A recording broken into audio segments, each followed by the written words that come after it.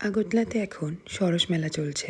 Ministry of rural development mainly এই মেলাটা organise করে থাকে, যাতে আমরা সবাই এই মেলার মাধ্যমে ত্রিপুরার কোন জায়গাতে কি ছোট ছোট শিল্প বা ইন্ডাস্ট্রিজ হচ্ছে সেগুলো জানতে পারি। আমরাও আজকে সরস মেলাতে গেছিলাম। প্রথমেই একটা স্টলে এই গাছটাকে বনসাই করা হয়েছে। এটা শুধু ফর শোকেস ছিল, নট ফর সেল।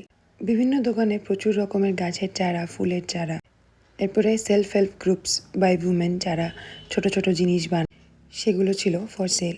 আর মেলাতে গেলে একটা জিনিস তো কমন থাকে, সেটা হলো খাওয়া দাওয়া। তো আমরাও ফার্স্টে ঢুকে সেটাই করেছি, আর আমার বোন এখানে না করছিল যাতে ওর ভিডিও না নিই। একটা লাকি ব্যাম্বু গাছকে যে এত সুন্দর শেপ দেওয়া যেতে পারে, সেটা এখানে আমি ফার্স্ট জানতে পারি যে মানুষ কতটা ক্রিয়েটিভ হতে পারে।